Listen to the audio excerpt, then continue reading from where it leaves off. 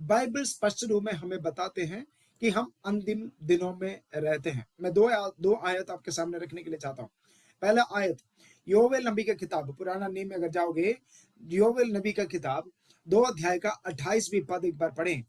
उसमें पवित्र आत्मा आएंगे करके को वायदा वहां पर दे रहा है, लेकिन आएंगे कब उसके बारे में लिखा हुआ है। एक बार पढ़िएगा जरा, योवेल नबी की किताब 2 अध्याय का 28वीं पद पढ़िए।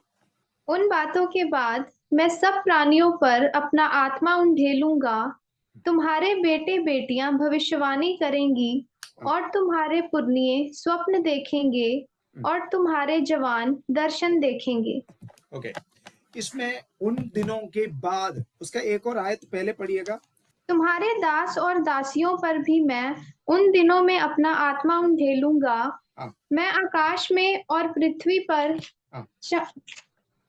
चमत्कार अर्थात लहू और आग और धुएं के खंभे दिखाऊंगा।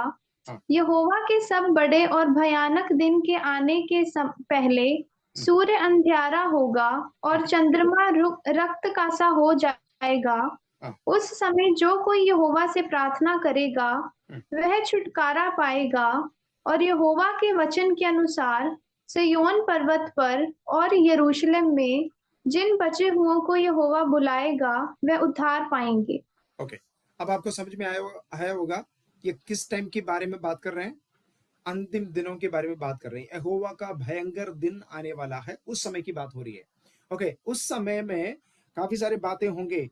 यहोवा का जो बड़ा जो दिन है वो दिन आएगा। उससे पहले क्या होगा, चांदमान में या सूरज में बड़े बड़े चिन्ह को आप देखेंगे। ये सब चीजें अंतिम दिनों के बारे में बताया गया है।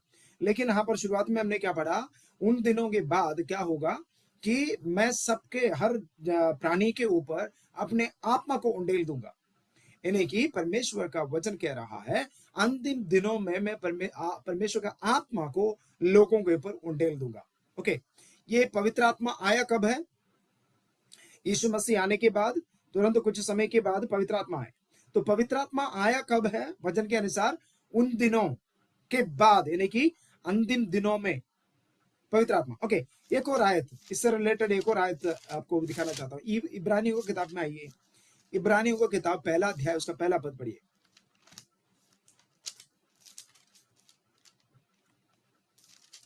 पूर्व युग में परमेश्वर ने बाप दादाओं से थोड़ा थोड़ा करके और भांति भांति से भविष्यवक्ताओं के द्वारा बातें कर इन अंतिम दिनों में हमसे पुत्र के द्वारा बातें की, जिसे इन उसने अंतिम दिनों में, सुना आपने, इन अंतिम, एक्चुअली जो शुरुआत ऐसे कर रहे हैं कि परमेश्वर उन दिनों में, यानी कि पुराना समय पर परमेश्वर इधर उधर थोड़ा थोड़ा करके परमेश्वर ने भविष्यवक्ताओं के द्वारा बातें की है लोगों के साथ। ओके, अब इन अंतिम दिनों में, दिन में परमेश्वर ने क्या किया? पुत्र के द्वारा हमसे बात किया। अब बताइए, यीशु मसीह धरती पर आया कब है? आज से 2000 साल पहले। वचन क्या कह रहा है? अंतिम दिनों में या अंतिम दिन में यीशु मसीह के द्वारा बातें किया जाएगा। तो आप सोच के देखिए, अंतिम दिन कब शुरू हुआ? 2 आयत मैंने आपके सामने रखा। जो योवेल नबी ने क्या बोला? उन दिनों के बाद, यानी कि अंतिम दिनों में क्या होगा? पवित्र आत्मा आएंगे। अब यीशु मसीह के बारे में लिखा है अंतिम दिनों में यीशु मसीह के द्वारा परमेश्वर बातें किया करेंगे। तो आप बताइए अंतिम दिन कब शुरू हुआ? समझा गया आपको?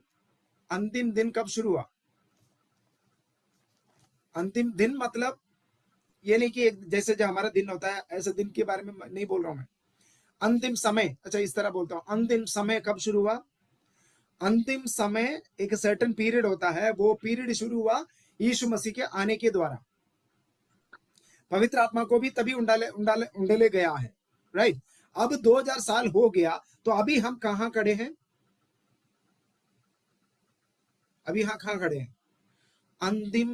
अंतिम समय का अंतिम दिनों में खड़े हैं, या अंतिम पलों में खड़े हैं हम लोग। इतना समझ आ गया आपको? इसी समय पर हमें कैसे जीना है, वे बातों को यीशु मसीह ने बहुत क्लियरली बताया। और पौलुस ने भी बताया, और परमेश्वर के वचन में खासतौर से कई जगह में हम देखते हैं, खासतौर से हम जो प्रकाशित वाक्य में भी देखते हैं, कई जगह में हम देखते हैं कि अंतिम दिनों में हमें कैसे जीना है, कैसे जीवन बिताना है। आशा करता हूं आपको इतना समझा गया, राइट? ओके, अंतिम दिनों में हम लोग आज रहते हैं, केवल अंतिम दिनों में नहीं, अंतिम दिनों का अंतिम क्षणों में, अंतिम पलों में हम लोग रह रहे हैं। तो यहां पर हमें बहुत सावधान से जीवन जीना बहुत जरूरी है, राइट? अब यीशु मसीह के बारे में हम देखते हैं कि यीशु मसीह मत्ती रचित सुसमाचार 24वीं अध्याय में काफी सारे बातों के बारे में उन्होंने हमें क्या बोलते हैं, वार्निंग दिया है, वार्निंग दिया। काफी सारे बातों को हमें ध्यान रखना होगा अपने लाइफ के अंदर। वो क्या क्या होगा, अब एक बार पढ़ के देखिए। मत्ती रचित सुसमाचार में अगर हम आते हैं, वहां पर 1 से लेकर के यीशु मसीह जो अंतिम दिनों के बारे में, अंतिम दिनों में सबसे पहली बड़ी बात ये होगी कि यीशु मसीह का दोबारा आगमन होगा। ओके, अंतिम दिनों में सबसे बड़ी बात यह है, यीशु मसीह का आगमन होगा। ओके, तो यीशु मसीह के चेलों के साथ जब वो बैठ रहा था, तो चेलों ने यीशु मसीह के साथ सवाल किया। ओके, जो लोग लेट ज्वाइन किया, मैं उनको बताना चाहता हूँ कि आज का वक्ता है, वो कई जगह में गया था, वहां पर थोड़ा सा आ नहीं पाया, थोड़ा सा वो फंस गया कई जगह में, तो इसलिए आज मैं इस क्लास को ले रहा हूँ। अगले हफ्ते वो आएंगे और इसके बारे में बाकी कंटिन्यू बात करेंगे। जैसे मैंने उनके बारे में पहले भी बताया, वो बॉलीवुड इंडस्ट्री में काम कर रहे हैं। कई सारे जो फिल्म जो स्टार्स होते हैं, उनके बीच में रहकर उस सुसमाचार को सुना रहे हैं और परमेश्वर का काम कर रहा है। और उनका लाइफ की एक खासियत मैंने ये देखा है कि 3000 से ज्यादा गाना लिखा उन्होंने, 3000 से ज्यादा गाना उन्होंने लिखा। उनमें से काफी सारे गाना हम भी गाते हैं। तो ऐसे कि परमेश्वर के दास है, तो बहुत अनुभव है। तो उनका अनुभव भी वो अगला हफ्ते में शेयर करेंगे हमारे साथ। तो वो कुछ हफ्तों तक वो उनका क्लास कंटिन्यू चलता रहेगा। तो अगर बीच में वो ज्वाइन किया तो फिर मैं हैंड ओवर कर दूंगा, नहीं तो फिर इस हफ्ते हम इस तरह देखेंगे और अगला हफ्ते उनसे हम सुनने का प्रयास करेंगे, राइट? ओके, यीशु मसीह के साथ अपने चेले लोग बैठे हुए थे, तो उन्होंने ये सवाल यीशु मसीह से किया। यीशु मसीह, अपने आगमन का और दुनिया का अंत, दो चीज बताया गया वहां पर। ओके, 24 अध्याय का 1 से लेकर के हम पढ़ते हैं। तो उसका तीसरी आयत में अपने चेलों ने एक सवाल करके पूछा, एक बार पढ़िएगा तीसरी आयत। और जब वह जैतून पहाड़ पर बैठा था, हाँ, तो चेलों ने अलग उसके पास आकर कहा, हाँ, हमसे कहे कि ये बातें कब होंगी, और तेरे आने का और जगत के अंत का क्या चिन्ह होगा। ओके, तो वहां पर असर में तीन चीज के बारे में हम देख सकता है। एक तो है अपने चेलो लोगों ने जो मंदिर का जो मंदिर जितना खूबसूरत बनाया गया है, उसके बारे में यीशु मसीह को दिखा दिया। और दिखाने के बाद तब यीशु मसीह ने कहा कि भाई ऐसे एक दिन आने वाला है, इस मंदिर के जो जितने भी पत्थर है, पत्थर के ऊपर पत्थर ना रहने वाला एक दिन आने वाला है। तो ये बात लेकर के यीशु जो चेलों ने यीशु से सवाल किया, तीन बातें। पहली बात यह है, यीशु मसीह, ये जो मंदिर का जो आपने कहा कि ये टूट जाएगा, ये कब होगा? दूसरी बात, आपका आगमन कब होगा? तीसरी बात कि इस दुनिया का अंत कब होगा? ये तीन सवाल अपने चेलों ने यीशु के साथ किया। उसका जवाब जब यीशु मसीह दे रहा था, वो जवाब 4वीं आयत से 4th आयत आयत 4 से लेकर के हम उस बात को पढ़ रहे हैं, जब यीशु मसीह उनको जवाब दिया था। ओके, इस जवाब के द्वारा हम ये देखते हैं, यीशु मसीह ने बोला, सबसे पहले ध्यान रखिए, कोई भी आपको धोखा ना दे। सबसे पहली बात यीशु मसीह एक क्या बोलते हैं, चेतावनी दे रहे हैं लोगों को कि कोई भी तुम्हें धोखा ना दे। यीशु मसीह क्यों इस बात को कहा है अपने चेलों के सामने? क्योंकि पहली बात, 5वीं आयत पढ़ के देखिए। 5वीं आयत में पहला जो चेतावनी यीशु मसीह दे रहा है, जो परमेश्वर क्योंकि सबसे बहुत से पहले, ऐसे होंगे जो मेरे नाम से आकर कहेंगे कि मैं मसीह हूँ। ओके, सबसे पहली बात यह है कि लोग आएंगे और कहेंगे कि मैं हूं यीशु मसीह। आज आपको पता है, ब्राजील में जाओ, कोरिया में जाओ और जापान में जाओ, इवन अमेरिका में भी, खासतौर से ब्राजील में कई सारे लोग आज कहता है कि मैं हूं मसीह। अब गूगल में सर्च करके देखो, या यूट्यूब में सर्च करके देखो, आज भी हमारे जमाने में ऐसे लोग जी रहा है जो खुद कहता है कि मैं यीशु हूं या यीशु मसीह का नया क्या बोलते हैं अवतार हूं। हाँ जी है, मेरे और आपका जमाने की बात कर रहा हूं।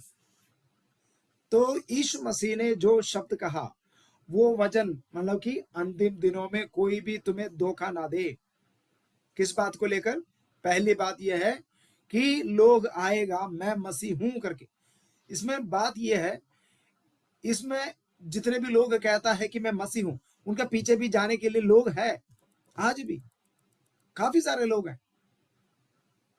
तो उन सबके लिए परमेश्वर का एक वार्निंग ये है कि कोई भी तुम्हें धोखा ना दे कि मेरा नाम लेकर के कोई आएगा, तो आपको उसके पीछे जाने की जरूरत नहीं है, जाओ मत।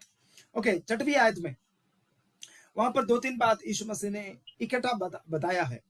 नंबर 1 पढ़िएगा इधर। तुम लड़ाइयों और लड़ाइयों की चर्चा सुनोगे, देखो घबरा न जाना, क्योंकि इनका होना अवश्य है, परंतु उस समय अंत ना होगा। रुकिए, यहाँ पर यीशु मसीह एक और बात कह रहा है कि अंतिम दिनों में क्या होगा, लड़ाइयों के बारे में आप सुनेंगे। लड़ाइयों के बारे में सुनेंगे, नहीं कि युद्ध के बारे में। इंग्लिश में लिखा है वॉर, युद्ध के बारे में तुम सुनेंगे। आपको पता है कि दुनिया के अंदर काफी जो लोग आपस में लड़ना कोई बड़ी बात नहीं है, ये कोई नया बात नहीं है। जब से इंसान बन गया है या इंसान को परमेश्वर ने बनाया, तब से लेकर के जब झुंड बन गया था, तब से लेकर के लोग आपस में लड़ते हैं, ये कोई बड़ी बात नहीं। लेकिन सबसे ज्यादा युद्ध जो है सीरियस लेवल में, जो देश देश के बीच में ये युद्ध होना कब शुरू किया था, आपको याद है? ये हुआ था 1914 में शुरू हुआ था। 1940 में, 1914 में शुरू हुए थे। पता है क्यों? वो है फर्स्ट वर्ल्ड वॉर, और उसके बाद हुआ सेकंड वर्ल्ड वॉर। काफी सारे देश मिलकर के, पहले होता था एक देश और दूसरे देश में आपस में लड़ाई होती थी, लेकिन फर्स्ट वर्ल्ड वॉर में क्या हुआ था, कई सारे देश मिलकर के आपस में लड़ना शुरू किया 1944 में। फिर उसके बाद 1980 में दूसरा अगला वॉर शुरू हुआ।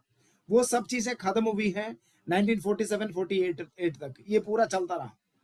काफी सारे देश मिलकर के दूसरों के विरोध में एक क्या बोलते हैं उसको, झुंड बन करके कई सारे देश मिलकर के दूसरों के विरोध में युद्ध करना शुरू किया, जिसको हम वर्ल्ड वॉर कहते हैं। अभी हम सब लोग उसी का इंतजार में हैं, एक थर्ड वर्ल्ड वॉर हो जाए नहीं, होएंगे, उसका इंतजार में है। लेकिन मैं आपको एक बात बताना चाहता हूं, जब हम कलीसिया यहाँ पर रहने तक यहाँ पर कोई थर्ड वर्ल्ड वॉर होगा ही नहीं। एक दिन कलीसिया यहाँ से उठा लिया जाएगा, उसके बाद थर्ड वर्ल्ड वॉर जरूर होगा। उसका पहला रीजन ये है, अब एक थर्ड वर्ल्ड वॉर हो गया ना, मान लो हो गया, तो हम लोगों में से एक प्राणी भी नहीं रह पाएगा धरती पर, क्योंकि इतना खतरनाक न्यूक्लियर बॉम्ब बना करके लोग जो देशों में बैठा हुआ अपना कब्जे में रखा हुआ है।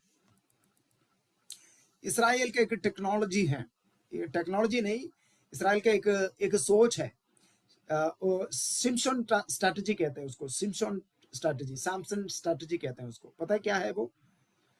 सैमसन का समय पर क्या हुआ था, सिम्पसन हम हिंदी में कहते हैं। सिम्पसन जब अपना शक्ति और सामर्थ्य सब कुछ चला गया जो पाप करने के द्वारा, उसके बाद एक बार मंदिर में गया तो परमेश्वर से दोबारा शक्ति मांगा। तो उन्होंने क्या बोला था, प्रभु मेरा हाथ वगैरह जंजीर से बांधा गया है और मैं तो कुछ काम नहीं कर पा रहा, मुझे तो ये लोग मुझे अंधा कर दिया है, मेरा आंख को फोड़ दिया उन्होंने, अब मुझे यहाँ पर मरना तो बाकी है, अब मुझे जीना आगे बढ़ना कुछ कोई उम्मीद तो है ही नहीं, मेरा तो मरना पक्का हो गया। अब उन्होंने एक प्रार्थना परमेश्वर से किया, प्रभु मुझे कुछ लोगों को यहाँ पर मार डालने के लिए दोबारा शक्ति दे। तो वो बात आपको मालूम है, परमेश्वर ने दोबारा उन्हें एक मौका दिया, उन्होंने 3000 लोगों को वहां पर मार डाल दिया, खुद भी मर गया और जितने सारे लोग उस मंदिर में थे सबको उन्होंने खत्म कर दिया। 3000 लोग वहां पर मर गया सैमसन के साथ। इसको कहते हैं सैमसन स्ट्रैटेजी। पता क्या है, अगर इस्राएल नहीं रहेगा ब्रह्मांड में, संसार में, तो किसी को भी रहने नहीं देगा, वो उसके साथ सबको मार डालेगा।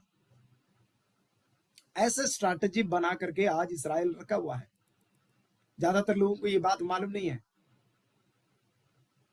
इसराइल के साथ बहुत नजदीक रिश्ता रखने वालों को ही मालूम है यही बात।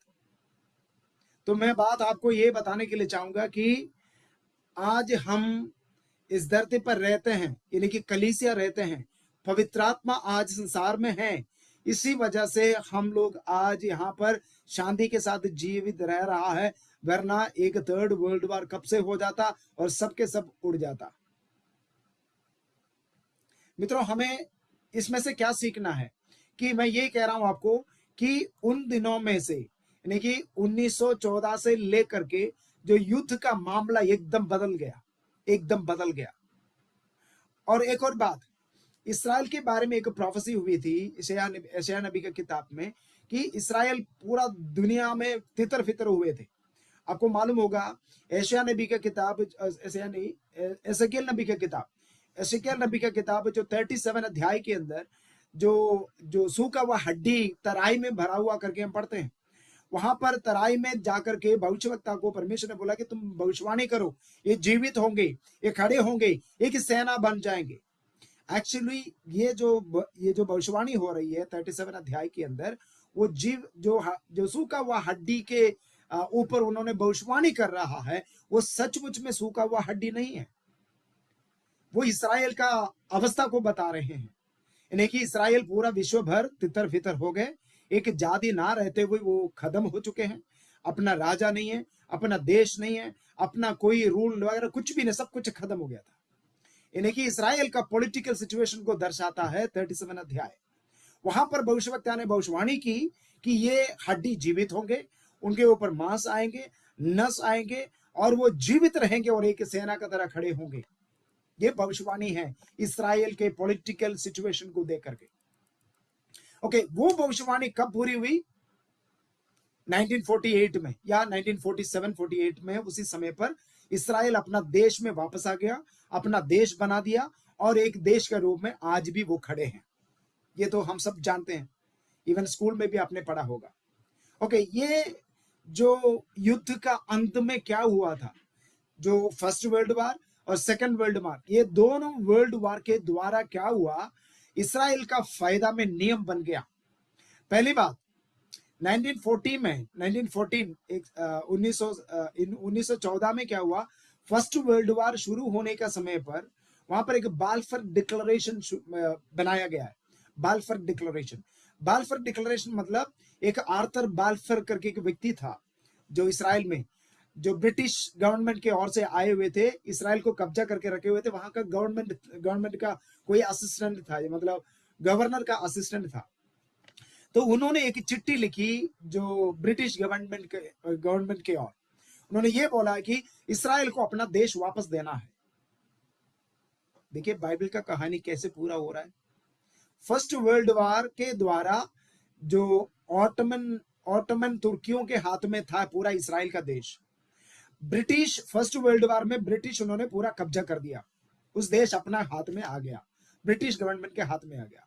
तो ब्रिटिश गवर्नमेंट का गवर्नर में से एक व्यक्ति था जो बाल्फर, आर्थर बाल्फर कहते हैं, उन्होंने अपने हाथ में देश आने के बाद कहा कि भाई इसराइल का एक डिमांड है, इनको अपना देश वापस देना है। वर्ल्ड वॉर के द्वारा उनको वो चिट्ठी लिखा गया है, बाल्फर डिक्लेरेशन लिखा गया कि इसराइल को अपना देश वापस देना है। वो तो दिया नहीं उस समय पर, लेकिन सेकेंड वर्ल्ड वॉर हुआ। सेकेंड वर्ल्ड वॉर के अंतिम दिनों में क्या एक वर्ल्ड वाइड डिसीजन हुआ है, इवन इंडिया भी मिला करके, इंडिया भी ब्रिटिश के अधीन में थे उस समय पर। क्या हुआ, पूरा जो ब्रिटिश गवर्नमेंट पीछे हट जाना है और अपने देशों को अपने देश में आजादी के साथ रहना है। अभी कोई भी देश ब्रिटिश का कॉलोनी बनके नहीं रहेगा करके एक रूल बन गया है वर्ल्ड विश्व भर में। उसका रिजल्ट में क्या हो गया, इंडिया भी आजाद हो गया, साथ साथ इसराइल भी आजाद हो गया। जो बाल्फर डिक्लेरेशन लिखा गया था फर्स्ट वर्ल्ड वॉर में, सेकंड वर्ल्ड वॉर के अंतिम में क्या हुआ कि इसराइल को अपना देश वापस मिल गया। हर वर्ल्ड वॉर होता था, उसके अंतिम दिनों में क्या होना है, रिजल्ट क्या होना है, इसराइल को अपना देश वापस मिलना है। ये तो रिजल्ट है। अब एक और बात आपको बताता हूं जो रिसेंटली मेरे और आपके जमाने में हुआ है। जो हमास का युद्ध हुआ था, आपको याद है? न्यूज़पेपर जितने लोगों पढ़ा होगा आपको याद होगा। जो उस देश का नाम क्या है, हमास जहां पर युद्ध किया था, गाजा। गाजा।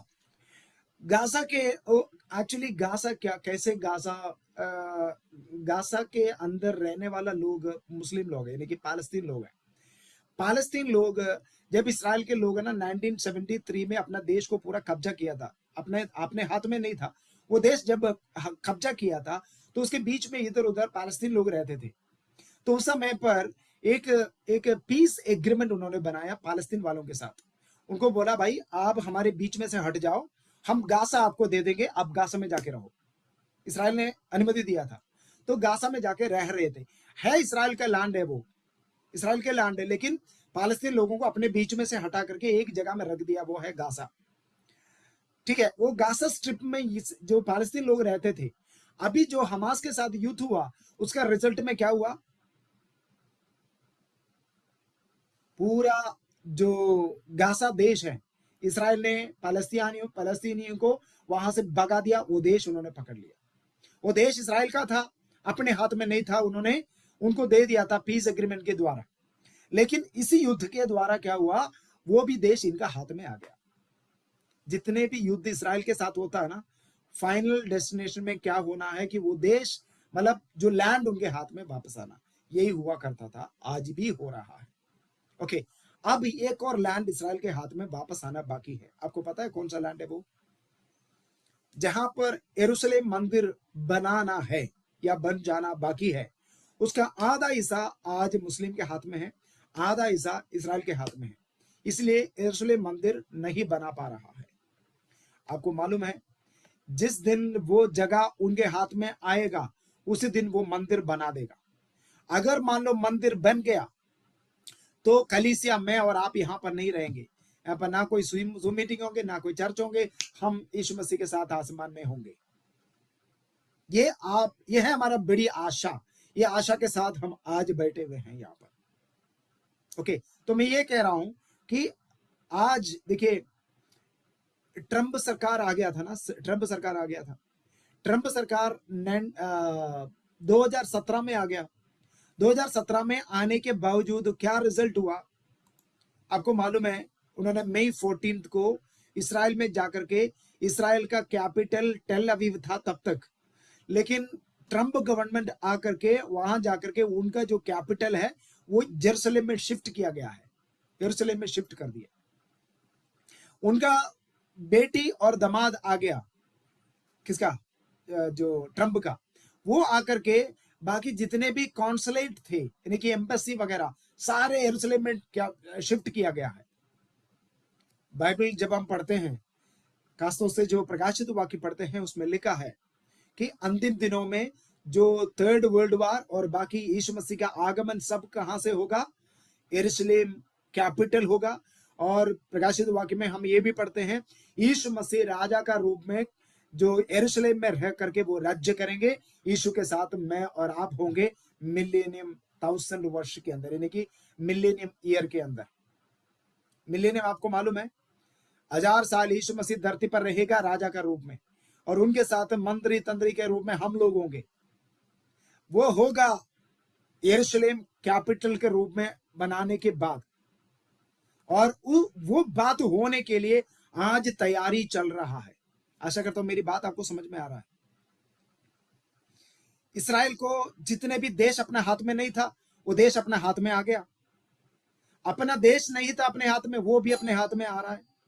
अब एक और जगह खाली रह गया जो अपने हाथ में आना, वो है कैपिटल एरिया, यानी कि जो मंदिर बनाने की जगह, वो अपने हाथ में नहीं आया।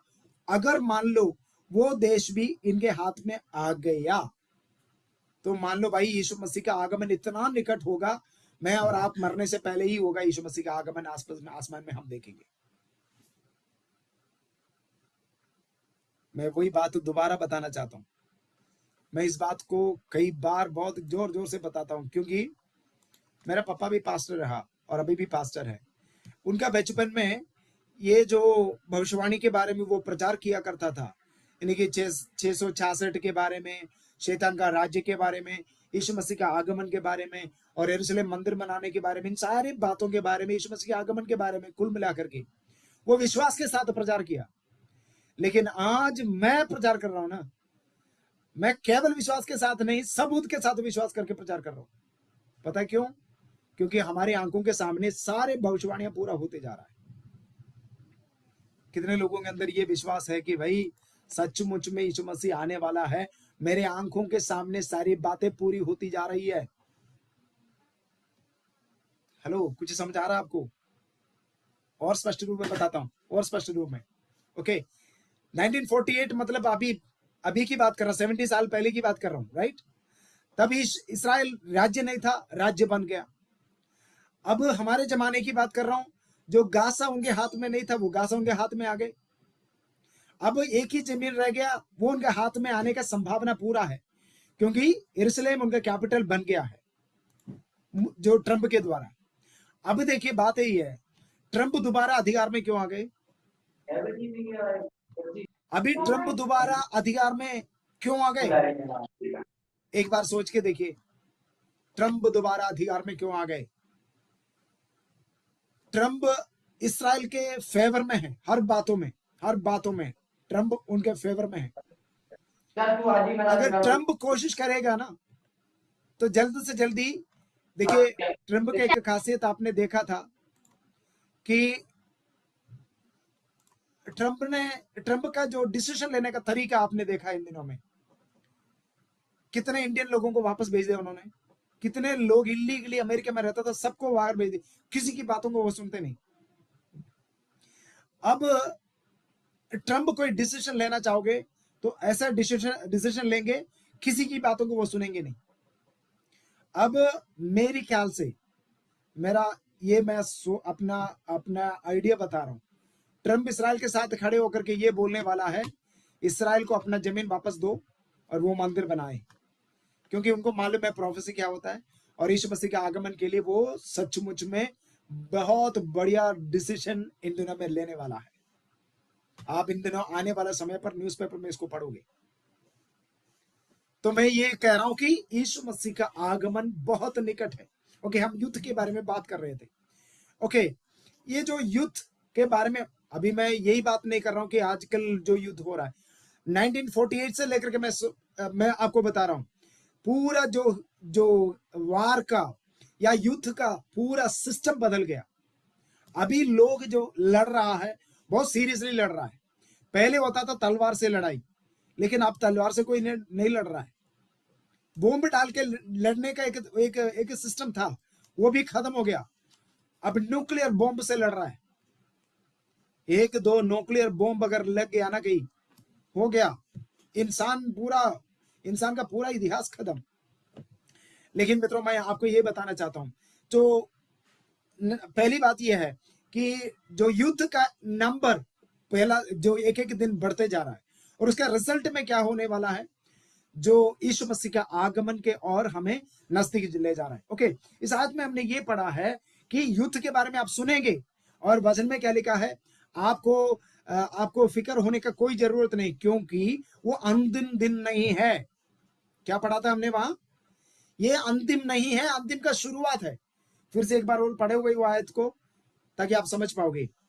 युद्ध के बारे में जब आप सुनेंगे, ये अंतिम दिन नहीं, वो कुछ चीजों का शुरुआत है। पढ़िए जरा 6 आयत, मत्ती 24 का 6।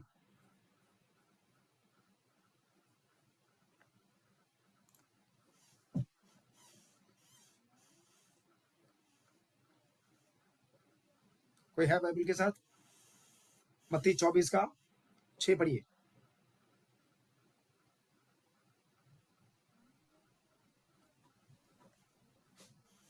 तुम लड़ाइयों जी पढ़िए कोई। अच्छा, दोनों बंद कर दिए, एक जन पढ़ो। तुम लड़ाइयों और लड़ाइयों की चर्चा सुनोगे, हाँ तो घबरा ना जाना, हाँ क्योंकि इनका होना अवश्य है, हाँ। परंतु उस समय अंत ना होगा। ओके, अब परमेश्वर ने क्या बोला? आप इसके बारे में बेकार नहीं होना, परेशान नहीं होना, क्योंकि वो अंत का दिन नहीं है, ये होना जरूरी है। समझ गया? तो इसलिए ना, जब 1914 में जब युद्ध शुरू हुआ, वो अंतिम दिन नहीं था, ये होना था। लेकिन ये अब वो बाकी मतलब अंतिम दिन आने वाला है। ओके, तो ये युद्ध के बारे में लिखा हुआ है। उसके बाद 7वीं आयत पढ़िए। 7वीं आयत में क्या लिखा है?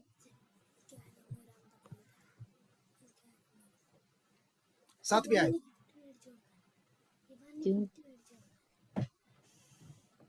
7वीं आयत। क्योंकि जाति पर जाति और हाँ। राज्य पर राज्य चढ़ाई करेगा और ओके। जगह जगह पर अकाल पड़ेंगे हाँ, अकाल और पड़ेंगे। भूकंप नेक्स्ट वन। ओके वेट, हम युद्ध के बारे में पहले देखा है, और नेक्स्ट वन ये कह रहा है कि अकाल पड़ेगा। आपको पता है आज हम इस धरती पर रहते हैं, बेचारा हमारे इंडिया में इतना वो कंगाल नहीं है, लेकिन आज भी आप अफ्रीकन देशों में जाओगे ना, कई जगह में पानी के लिए लोग तड़प रहा है, कई जगह में पानी है ही नहीं, पानी की व्यवस्था है नहीं। और एक स्टैटिस्टिक स्टडी इस प्रकार कहते हैं, आज विश्व में कितने भी लोग रहते हैं उसमें से 7 में से 1 जन भूखा से मर रहा है, बिना खाना से मर रहा है। आज की बात कर रहा हूं मैं। क्या ये हो सकता है आज के जमाने में? हम अपने जगह में रह करके हम इसके बारे में सोच नहीं सकते, लेकिन आज धरती पर ऐसी चीज हो रही है, 7 में से 1 व्यक्ति बिना खाने से मर रहा है, हो रहा है। ओके, तो ये इंक्रीज हो रहा है। यीशु मसीह ने क्या कहा? अंतिम दिनों में ये होगा। ओके, अगली बात 7वीं आयत के आगे पढ़िए। ये सब बातें पीड़ाओं का आरंभ होगी। हाँ। तब वो क्लेश देने के लिए तुम्हें पकड़वाएंगे हाँ। और तुम्हें मार डालेंगे। हाँ। ओके, उसके 7वीं आयत में एक और भी लिखा हुआ कि भूकंप के बारे में लिखा हुआ है, भूकंप के बारे में लिखा हुआ है, राइट? भूकंप आज पता है, मैं 2025 का एक रिजल्ट बताऊं आपको। ग्रीस में ज्यादातर न्यूज में आया भी नहीं, हमने आया होगा, इंग्लिश न्यूज में आया होगा, हमने देखा नहीं होगा, लेकिन जो एक 3 दिन के अंदर ग्रीस के पास एक जगह है, सैंड्रेन करके एक जगह है। सैंड्रेन जगह में 3 दिन के अंदर 300 बार अर्थक्वेक हुआ, भूकंप हुआ। 300 बार, 3 दिन के अंदर 300 बार अर्थक्वेक हुआ। आप विश्वास कर पाओगे इस बात को? और हर साल में एक स्टैटिस्टिक एक कैलकुलेशन इस प्रकार किया गया है, एक स्टैटिस्टिक स्टडी है, हर साल में 20 मेजर अर्थक्वेक आता है, भूकंप आता है, मेजर 20 अर्थक्वेक। क्या ये बढ़ते जा रहे हैं या कम होते जा रहा है? आजकल आप विदेश में जाओगे, इवन चाइना में भी जाओगे, वहां पर वे लोग है ना, वैसे बंकर बनाते हैं, उसको बंकर कहते हैं। मतलब अपने घर के नीचे भूकंप आए तो बचने के लिए ऐसे सिस्टम बना रखा है जहां जो भूकंप से बच जाए। ऐसे छोटा छोटा जो घर के लिए मतलब कमरा बना रखा है उन्होंने। जितने भी जो एडवांस्ड देश हैं, वो सारे के सारे देश लोग ऐसे सिस्टम को बना रहा है कि भूकंप क्योंकि हर दिन प्रतिदिन बढ़ते जा रहा है, उसमें से बचने के लिए ऐसी चीजें बना रहा है। भूकंप बढ़ता जा रहा है और युद्ध बढ़ते जा रहा है और अकाल बढ़ते जा रहा है और कंकालों से लोग मर रहा है, और वायरस के बारे में बोलने की कोई जरूरत नहीं। आज भी जो कोविड के जो वायरस का कई सारे वेरिएंट आज भी हमारे समाज में है, लोग उससे पीड़ित है, परेशान है, और इससे खतरनाक वायरस आने का संभावना है। लोग इसी के चक्कर में बहुत भयभीत रहते हैं दुनिया में, हमको मालूम है। तो ये सारी चीजें क्या दर्शाता है? यीशु मसीह का आगमन निकट है। ओके, स्नोफॉलिंग इस साल कितने सारे बढ़ गए आपको मालूम होगा। कई जगह में जो स्नोफॉलिंग बहुत ज्यादा बढ़ गया है, और ग्लोबल वार्मिंग के बारे में आपको मालूम है। ओके, बाकी सारे भूल जाओ भाई। अपने देश जिस इलाका में आप रहते हो, आपके इलाका में गर्मी बढ़ गई कि नहीं, यहाँ बताओ। इसको कहते हैं ग्लोबल वार्मिंग। ग्लोबल वार्मिंग के द्वारा क्या हो रहा है? अब कह रहे कि मतलब जी जितने भी जो आर्टिका अंटार्कटिका में जो बर्फ भरी हुई है ना, वो सारे बर्फ के ऊपर धूप लग गया तो क्या होगा? वो सारे पिघल जाएंगे, समुद्र में पानी बढ़ेंगे, समुद्र में पानी बढ़ जाएगा तो क्या होगा? कई सारे देश डूब जाएगा। आप सोच के देखिए, इतना गर्मी इस प्रकार बढ़ने से क्या हमारा धरती इस तरह आगे बढ़ते जाएंगे कि नहीं जाएंगे? ये खतरनाक परिस्थिति हमारे चारों तरफ बन रहा है कि नहीं बन रहा है? लेकिन बात यही है, ये सारे बात हमारे चारों तरफ हो रहा है, इसको देख करके हमें मालूम भी है कि यीशु मसीह के आगमन निकट है। यही बात सारे समझने के बावजूद भी हम क्या करते हैं? सावधान से अपना जीवन बिता रहा है, अपने मजा में अपना जीवन को बिता रहा है। तो इस बात को देख करके परमेश्वर क्या कह रहा है, यीशु मसीह क्या कह रहा है? और देखिए उसका 9वीं आयत में लिखा है कि तुम लोगों में से ज्यादातर लोगों को मारने के लिए ले जाएगा, परसिक्यूशन बढ़ेगा।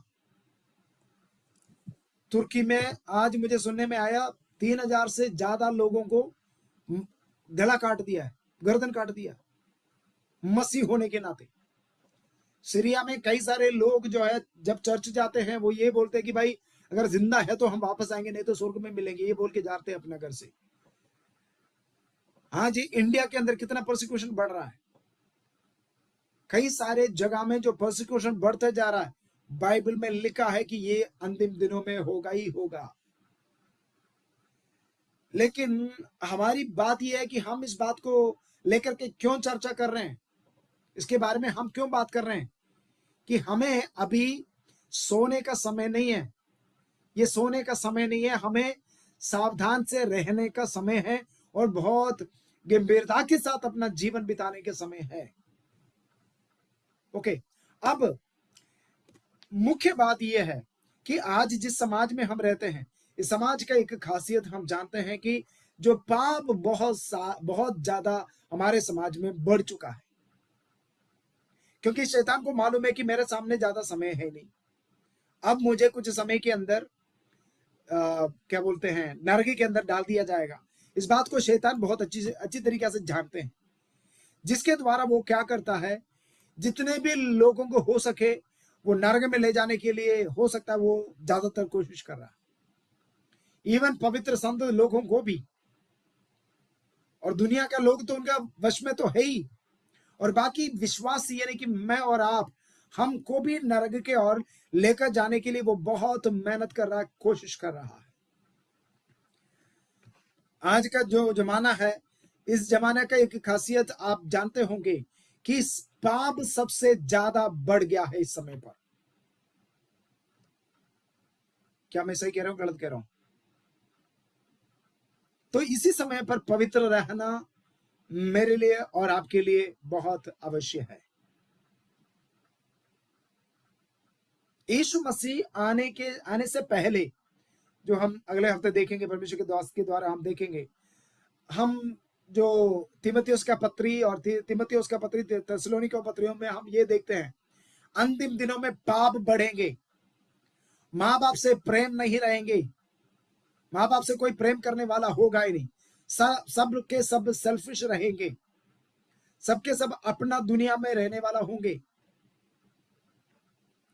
आप प्रकाशित वाक्य पढ़ के देखना, वहां पर कई प्रकार का जो क्या बोलते हैं अजीब प्राणियों के, जीवियों के बारे में लिखा हुआ है। अजीब मतलब जिनका कई सारे सिर है, पूंछ कई सारे हैं, और ऐसे प्रकृति रूप में काफी सारे जो जानवरों के बारे में लिखा हुआ है। आप आजकल का जो बच्चों का कार्टून वगैरह और कई सारे फिल्म आप खोल के देख लेना, उसमें क्या है, इस प्रकार का प्राणियों को पहले भी प्रोड्यूस कर रखा है, दिखा दिया लोगों को कि असली में ऐसा कोई चीज आया ना, इनके लिए कोई आम बात नहीं, मतलब कोई अनजान बात नहीं होंगे। शैतान कितना बुद्धि के साथ खेल रहा है, आप सोच के देखिए। लोगों का दिमाग परमेश्वर से दूर खींच रहा है, और अंतिम दिनों में क्या क्या बातें होना है वो सारे बातें शैतान आज प्रिपेयर करके रखा हुआ है। उन्हें मालूम है क्लियरली क्या हो रहा है या क्या होने जा रहा है, क्या होंगे उन्हें मालूम है क्लियरली। ओलंपिक्स में पिछले बार एक वो हुआ था, ओलंपिक का एक क्या बोलते हैं इनाग्रेशन सर्विस, आपने देखा होगा वीडियो, मैंने भी उसका एक वीडियो बनाया हुआ है, मेरे चैनल में है, आप देख लेना। उसमें शैतान अंतिम दिनों में क्या होने जा रहा है उसके बारे में उन्होंने एक डेमोन्स्ट्रेशन करके दिखा रहा था। एक शैतान एक मशाल लेकर के आगे जा रहा है, पूरा देश अपना झंडा लेकर के उसका पीछे। उन्होंने असली में जो अंतिम दिनों में होने वाली बातों को उन्होंने दिखाया, इनडायरेक्टली दिखा दिया। केवल मसीह वाला इस बात को समझ सकते हैं। मित्रों, मेरा कहना यह है कि इन सारे बातों को हमारे सामने होते हुए हम देख लिया है, होते हुए हम समझ लिया इस बात को, अभी भी हम मूर्ख बन के नहीं रह सकता है। हम उठ जाओ, अभी जाकर रहने का समय है, अब जागृत रहने का समय है और अपने आप को तैयार करने का समय है यीशु मसीह का आगमन के लिए। बॉलीवुड इंडस्ट्री में आज क्या हो रहा है और हॉलीवुड इंडस्ट्री में आज क्या हो रहा है?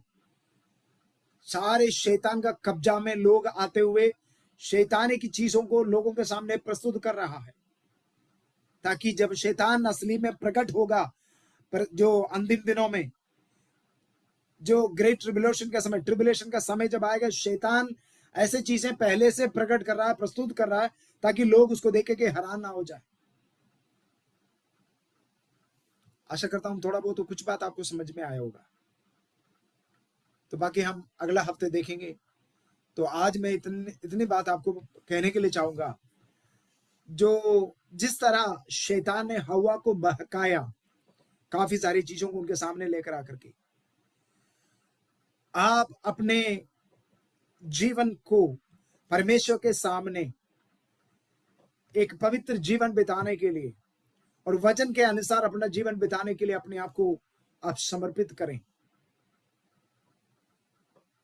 अब मेरा चैनल को देख लेना, मेरा नाम पे ही, विजय तंगचल का नाम से ही चैनल है।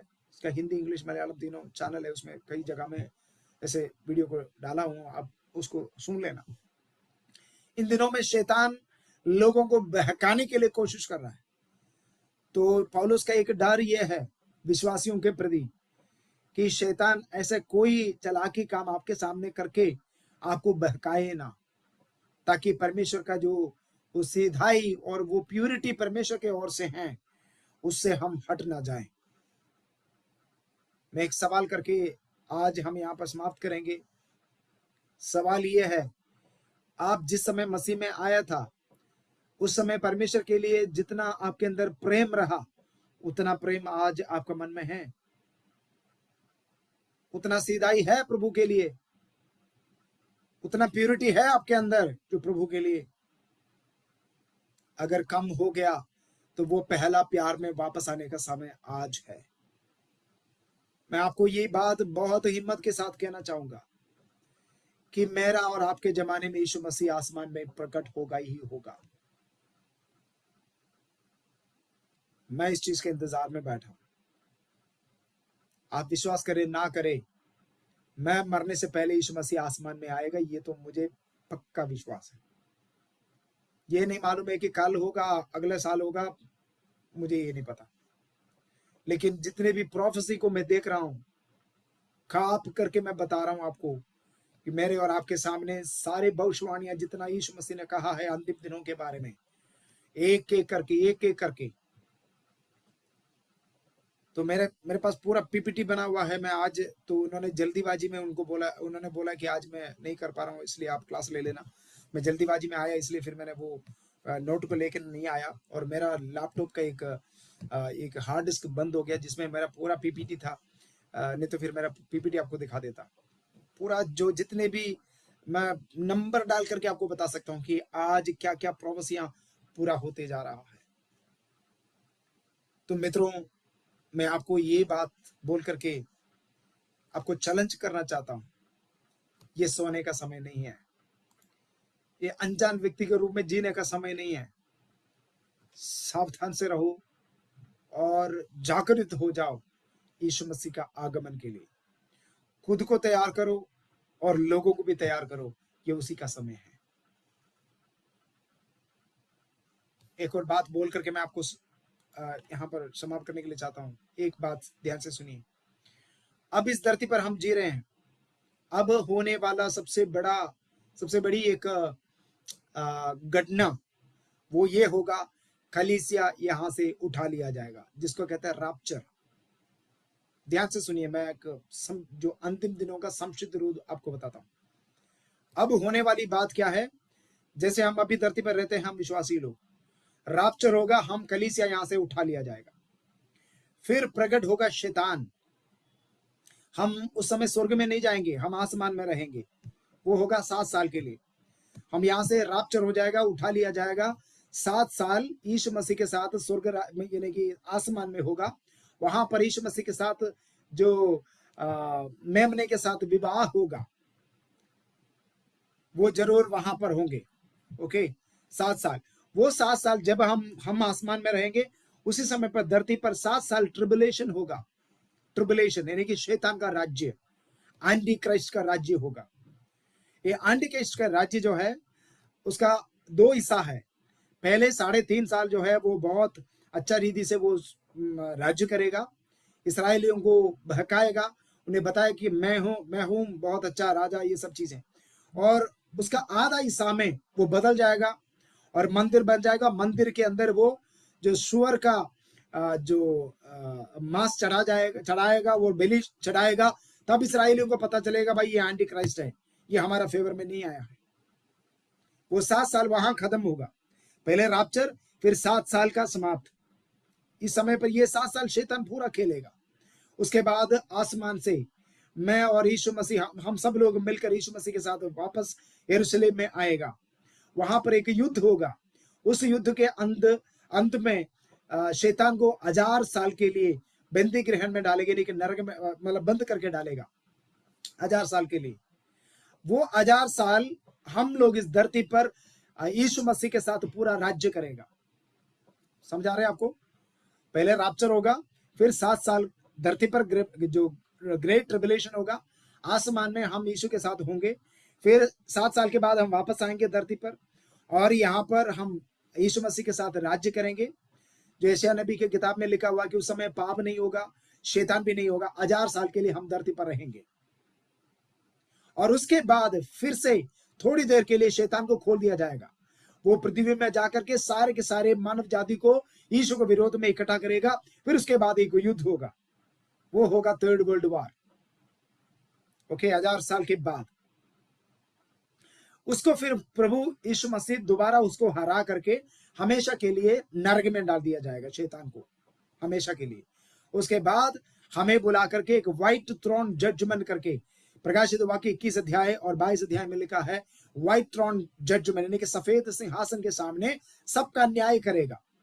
वहां पर परमेश्वर जो लोग जो दुनिया में रहते हैं, जो अच्छा काम किया हुआ है, उनको अपने काम के हिसाब से उन्हें स्वर्ग के अंदर पहुंचा देगा और बाकी सबको नरक में डाल दिया जाएगा। उसके बाद हम नया यरूशलेम के अंदर, जो स्वर्ग से नीचे आते हुए देखा, वो जो नया यरूशलेम जिसको हम स्वर्ग कहते हैं, जिसके अंदर परमेश्वर के साथ हम रहेंगे, ये है आने वाले या होने वाला जो बातें हैं। तो मित्रों, यीशु मसीह का आगमन तमाशा नहीं है, बहुत सीरियसली लेने वाली बात है। आशा करता हूं थोड़ा बहुत तो आपको समझ में आ गया। जिस धरती पर हम रहते हैं, इसको प्रभु यीशु मसीह पूरा आग में जला दिया जाएगा, जला देंगे पूरा। और फिर नया आसमान, नया पृथ्वी, नया यरूशलेम, जिसके अंदर हम रहेंगे। और यीशु मसीह ने कहा, मैं जा रहा हूं, मैं जाकर तुम्हारे लिए एक जगह तैयार कर रहा हूं। और यीशु मसीह इतना सालों से एक जगह को तैयार कर रहे होंगे, तो वो जगह कितना खूबसूरत होंगे। यीशु मसीह ने अपने शब्द के द्वारा बनाया हुआ पृथ्वी इतना खूबसूरत है, तो अपने हाथों से बनाने वाले, इतने सालों से बनाने वाला जगह जिसमें हम रहेंगे, वो कितना खूबसूरत होंगे। तो ऐसा लोगों के लिए नहीं मिलेगा। वो अपने परमेश्वर के वचन को पालन करने के लिए जो मेहनत करता है, प्रयत्न करता है, उन्हीं के लिए होगा वो जगह। तो मैं मित्रों आपको ये बोल करके उत्साहित करना चाहूंगा कि बहुत सावधान से इस धरती पर जीवन जियो। ये धरती हमारे लिए जीने का लायक नहीं है। यहाँ का चीजें हमारे लायक नहीं है। कोई बात नहीं, अपने दुख हो, क्लेश हो, कुछ भी हो, इसको जेल करके हम अपना मसीह जीवन यहाँ बिता रहा है। लेकिन एक दिन ऐसा आने वाला है, हम अपने दुख को भूल जाएंगे, अपने क्लेश को हम भूल जाएंगे, और हमेशा वहां पर प्रकाशित वाक्य में लिखा हुआ है, वहां पर ना कोई रोना है, वहां पर आंसू होंगे नहीं, वहां पर कोई दुख क्लेश, कोई बुरी बातें होंगे नहीं। वहां पर हम हमेशा के लिए परमेश्वर को आराधना करते हुए उनके साथ स्वर्ग में रहेंगे। ये कहानी नहीं, ये असली में होने जा रहा है। आशा करता हूं हम सब लोग वहां मिलेंगे। आमीन। आजकल हम बहुत दूर दूर से मीटिंग कर रहा है, पता नहीं कि हम इस धरती पर दोबारा मिल पाएंगे कि नहीं मिल पाएंगे, लेकिन यहाँ पर मिले ना मिले, लेकिन मिलना वहां जरूर। जैसे गीतकार गाते हैं, नीले आसमान को पार करके हम जाएंगे, देखेंगे सारा जगह। आज हमें हर देश में जाने के लिए वीसा की जरूरत है ना, लेकिन जो 1000 साल मिलेनियम में जब हम धरती पर आएंगे, यीशु मसीह के साथ हम घूमते रहेंगे, उस समय हमारे पास ट्रांसफॉर्म्ड बॉडी होंगे। उस समय हमें अमेरिका जाने के लिए वीसा की जरूरत नहीं, वो कोई गाड़ी की जरूरत नहीं, हम बैठ के तुरंत वहां मौजूद हो सकता है। ऐसे होने वाला है, क्योंकि हम यीशु का तरह बनने जा रहे हैं। यीशु जैसे जीवित उठा और यीशु मसीह का बॉडी ट्रांसफॉर्म हुआ, यीशु मसीह बंद कमरे में घुस गया, वो ट्रांसफॉर्म हुआ बॉडी है, ऐसे बॉडी हम भी प्राप्त करेंगे। पौलुस उसको कह रहा है, जहां हम उनको देखने जा रहे हैं, यीशु मसीह को एक दिन देखेगा, जिस दिन उनके जैसे हम बन जाएंगे, वो हमारा बॉडी ट्रांसफॉर्म हो जाएंगे। ये बड़ी आशा है हमारे। आशा करता हूं आपको थोड़ा बहुत तो समझ आया होगा। मित्रों, जितने भी संगति के लिए मौका मिलता है ना, संगति को तुच्छ मत जानो, संगति में इस प्रकार की बातों को सीखो, मसीह में आगे बढ़ो, अपने आप को तैयार करो और लोगों को भी तैयार करो। आइए अपनी आंखों को बंद करें, प्रार्थना में जाएं। Thank you Lord Jesus, hallelujah, thank you Jesus. आइए अपने आंखों को बंद करें, अब मिलकर प्रार्थना करके समाप्त करेंगे। Praise God, hallelujah, thank you Lord. प्रभु से बोले, प्रभु जी मेरे हर एक पापों को माफ कर दे, मुझे शुद्ध कर दे। इवन आज रात को यीशु मसीह आए तो मैं आपके साथ मौजूद होने के लिए मैं तैयार रहूं, मुझे शुद्ध कर दे। प्रभु यीशु मसीह, हम आपको धन्यवाद करते हैं आज के दिन के लिए, और जो बातें आपने हमें सिखाया उन बातों के लिए धन्यवाद खुदा। और संसार में जब देखते हैं, सारी बातें मिल करके यीशु मसीह का आगमन को बताते हैं पिता।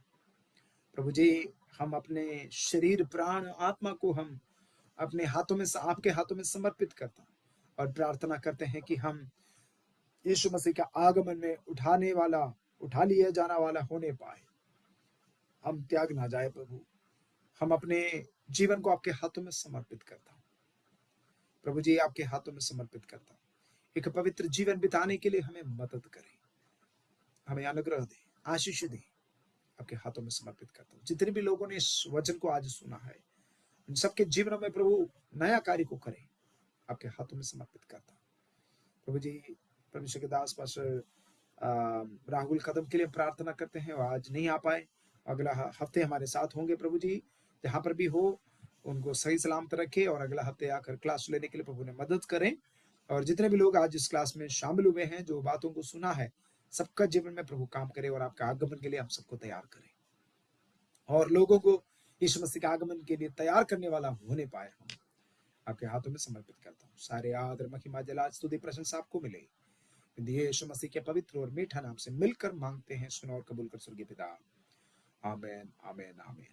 पिता परमेश्वर का प्रेम, यीशु मसीह का अनुग्रह, पवित्र आत्मा के साथ भागीदार हम सबों के साथ यीशु मसीह का दूसरा आगमन तक होते रहे। आमीन, आमीन, आमीन। और to you Aditi, thank you so much. एक बार आप सबका फिर से मैं धन्यवाद करती हूँ इस मीटिंग में जुड़ने के लिए। अगले हफ्ते इसी समय पर हम इसी जगह पर मिलेंगे, और आप इस मीटिंग को ज्यादा से ज्यादा शेयर करें, अपने दोस्तों को, रिश्तेदारों को, सभी को इन मीटिंग्स के बारे में बताएं, ताकि जो आशीष हम इन वचनों के द्वारा पाते हैं वो उन्हें भी मिल सके। एक बार सबको जय मसीह की।